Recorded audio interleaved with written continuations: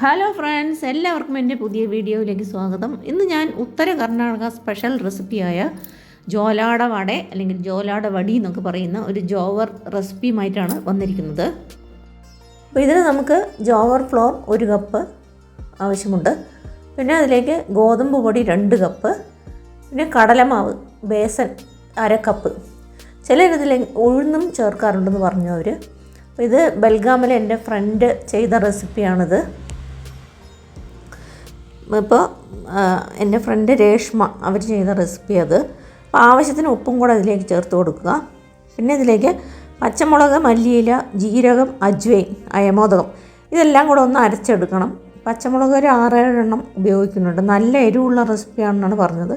പക്ഷേ ഇവർ കുറച്ച് മീഡിയമായിട്ടാണ് എടുത്തത്. അപ്പോൾ ഇതിലേക്ക് നമുക്ക് ഒരു 1/4 ടീസ്പൂൺ മഞ്ഞൾപ്പൊടിയും 1/4 ടീസ്പൂൺ കായപ്പൊടിയും ചേർത്തിട്ട് നല്ല ചൂടുള്ള എണ്ണ ഒരു 4 ടേബിൾ സ്പൂൺ ചേർത്ത് കൊടുക്കാം.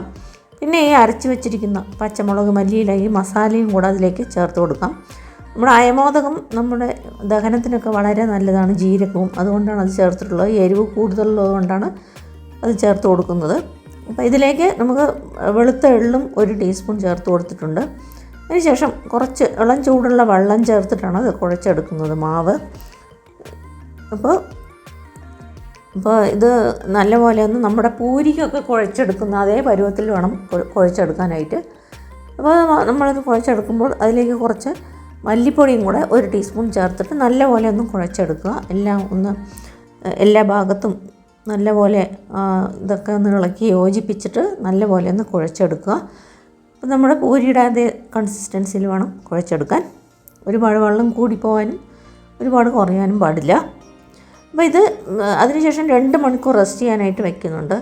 റെസ്റ്റ് ചെയ്യാനായിട്ട് വെച്ചാൽ നല്ല ടേസ്റ്റായിട്ട് അതിൻ്റെ മസാലയൊക്കെ നല്ലപോലെ പിടിച്ചിട്ട് നല്ല ടേസ്റ്റായിട്ടുള്ള പൂരി കിട്ടും എന്നാണ് അവർ പറഞ്ഞത് കേട്ടോ. അപ്പോൾ അല്ലെങ്കിൽ നമുക്ക് ഉടനെ തന്നെയും ഉണ്ടാക്കി എടുക്കാവുന്നതാണ്. ചെറിയ ചെറിയ ഉരുളകളാക്കിയിട്ട് പോളിത്തീൻ ഷീറ്റിൽ വെച്ചിട്ട് എണ്ണയൊന്ന് തടവിയിട്ടാണ് അത് പരത്തിയെടുക്കുന്നത്. ഓവൽ ഷേപ്പിലാണ് അവർ പരത്തിയത്. അപ്പോൾ നിങ്ങൾ ആദ്യമായിട്ടാണ് എൻ്റെ ചാനൽ കാണുന്നതെങ്കിൽ ഒന്ന് സബ്സ്ക്രൈബ് ചെയ്യാൻ മറക്കരുത് കൂട്ടുകാരെ. കൂടെ തന്നെ ആ ബെൽ ബട്ടൺ കൂടെ ഒന്ന് പ്രസ് ചെയ്ത് കൊടുത്താൽ ഞാനെടുത്ത വീഡിയോൻ്റെ നോട്ടിഫിക്കേഷൻ നിങ്ങൾക്ക് കിട്ടുന്നതായിരിക്കും.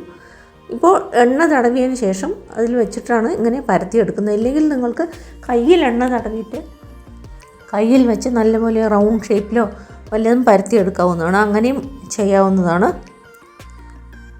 അപ്പോൾ അതിനുശേഷം ചൂടായ എണ്ണയിലേക്ക് ഇതിട്ട് 2 ഭാഗവും നല്ലപോലെ ഫ്രൈ ചെയ്തെടുക്കുക. ഗോൾഡൻ കളർ ആവുന്നതുവരെ നല്ലപോലെ പൊള്ളി വരുന്നുണ്ട് ഈ പൂരി.